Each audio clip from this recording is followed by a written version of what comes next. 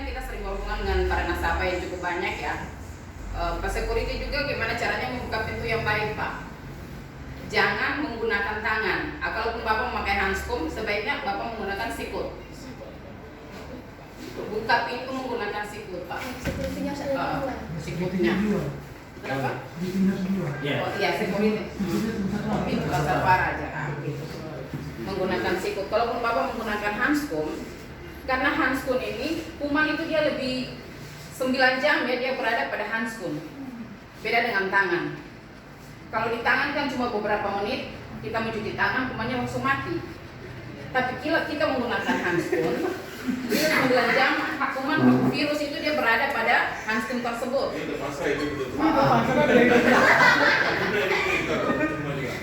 Cara memakai handscoon, cara membuka handscoon juga Bapak harus paham. Jadi jangan setelah Bapak bersama-sama dengan nasabah atau rekan-rekan yang ada, terus Bapak senangnya aja setelah selesai jam kerja langsung Bapak pegang, buka. Tidak Pak. Cara membukanya gitu. Ya harus begitu langsung dibuang. Jadi Bapak harus membuka dengan menggunakan sikut Pak ya. Terus sering-seringnya mencuci tangan Pak. Tidak perlu memakai handscoon juga tidak masalah Pak. Yang penting Bapak sering-sering mencuci tangan. Desinfektan pun sebenarnya tidak terlalu kita butuhkan ya. Yang kita butuhkan adalah mencuci tangan yang baik dan benar Pak. Kalau sering Bapak mencuci tangan, virusnya akan mati Pak. Pakai siku. Siku, coba Bapak pakai siku. Yang siku nasabah lagi. Dia cuci tangan sampai putih semua. Ayo. Terus kita menjaga jarak antara nasabah dan Bapak Ibu yang berada di sini. Tidak pasti Bapak Ibu udah tahu ya. Bapak sudah jaga jarak 1 meter. Sambil diterangkan sama teman-teman di Polres Pak. Kebanyakan kan yang datang para konsumen ini kita kan tidak semua orang yang bertinggal di kota ya Bapak Ibu ya. Mereka yang berada di kampung yang tingkat pemahaman pendidikannya tidak seperti kita yang berada di kota atau orang yang punya pendidikan yang agak tinggi. Bersyukur ya karena di Adira sini dia sudah langsung melakukan menempel kertas jadi sudah langsung bisa menjaga jarak. Terus kita waktu mencuci tangan ada yang menggunakan antiseptik dan dengan menggunakan sabun. Kalau kita menggunakan cara mencuci tangan dengan menggunakan sabun, biasanya 6 cara mencuci tangan lengkap mencuci tangan yang baik dan benar sebenarnya sudah ada di situ ya Bapak Ibu sudah bisa paham. Di sini udah cukup inilah safety sudah sangat bagus dan saya pikir Bapak Ibu sini sangat mengerti semua itu. Kalau kita menggunakan sabun atau air, kita mencucinya sebanyak 10 kali Pak. Kita cara mencucinya itu sebanyak 10 kali. Jadi kita ngambil 2-3 tetes sabun, terus kita mutar Pak dari arah kanan ke arah kiri sebanyak 10 kali. 1, 2, 3, 4, itu sebanyak 10 kali. 6, 7, 8, 9, 10. Setelah selesai itu kita balik Pak. 1, 2, 3 sampai 10 kali. Begitu aja. Ini selama 10 kali. Selama 10 kali. Terus cara mengunci Pak. Ini 1, 2, 3 sampai 10. Balik lagi selama 10 kali. Terus jempol ini Pak. 1, 2, 3, 4. Selama 10 kali, kiri kanannya selama 10 kali. Yang terakhirnya ya gini selama 10 kali. Itu kalau kita menggunakan sabun. Kalau kita menggunakan antiseptik gel atau hand sanitizer yang lain cuma selama 4 kali Pak. Sama juga 2-3 tetes. Baik masih 7 tahun 5 kali. Jadi intinya kita bisa melakukan, kita tidak perlu takut dengan virus corona ya. Kalau kita sudah hidup sehat, kita sudah bisa melakukan itu dengan baik, pencegahan dengan cara mencuci tangan dan sebagainya dengan baik, kita tidak perlu takut.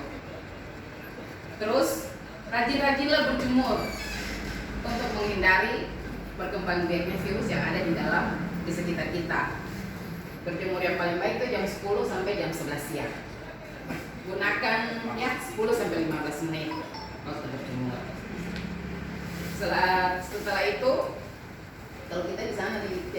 Polres itu kita berolahraga ringan. Ada namanya senam awet 3S. Cukup 3 kali 8 hitungan udah.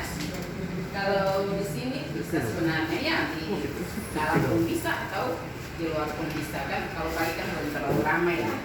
Jadi bisa melakukan itu untuk menghindari Pak terjadinya penularan COVID-19. Kita bersyukur karena di sini kita belum ada yang terdeteksi pasien dengan COVID-19. Untuk itu kita harus bisa mencegah sedini mungkin sehingga hal itu tidak terjadi dalam kehidupan kita, dalam keluarga dan lingkungan sekitar kita.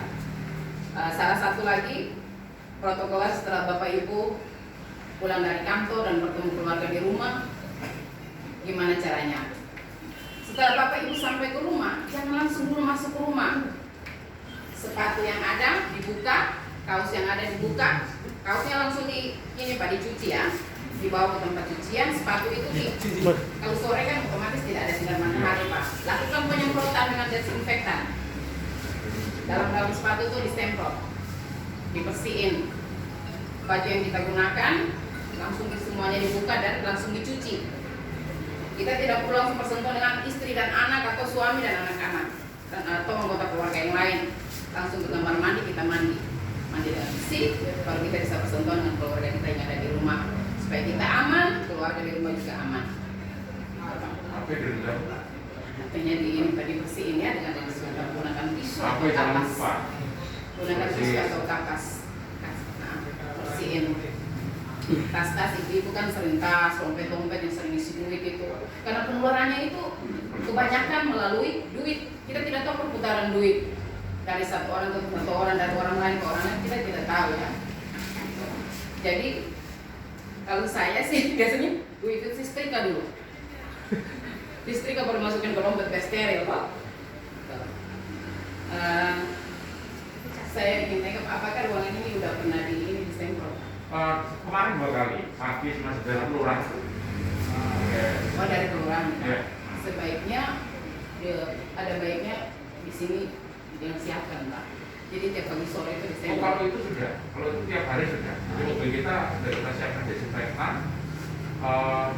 Kita lap. Jadi yang titik-titik yang berkaitan dengan interaksi. Harus dibersihkan. Produk masih kan? Jangan kita lengah soalnya ya. Kita tidak tahu. Sebaiknya kita melakukan pendidikan sedini mungkin supaya kita tidak terkena COVID-19. Terus ada ini lagi Pak. Setelah berinteraksi dengan sesama, itu tadi saya bilang langsung bercuci tangan, menggunakan masker, jarak 1 meter dan sebagainya.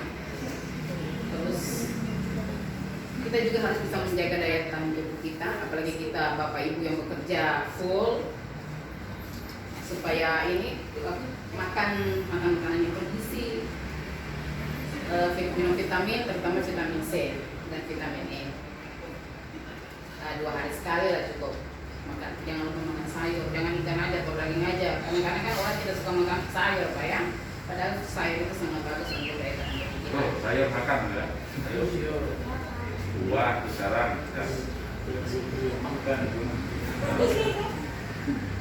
ada juga kita sekarang isikan ini DPO-nya sangat terlalu banyak. Untuk itu saya sarankan untuk Bapak Ibu ODP. DPO ditagi. DPO banyak. Itu yang DPO nah. Saya kaget.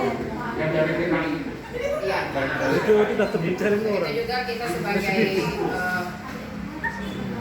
keamanan yang berada di sini, kita sarankan kepada Bapak Ibu apabila punya keluarga yang baru dari luar, yang dari tempat-tempat yang sudah terkena COVID, saya sarankan untuk bisa melakukan perhubungan langsung dengan dinas kesehatan. Di mana-mana kan ada nomor telepon call center supaya langsung dihubungi biar mereka karantina.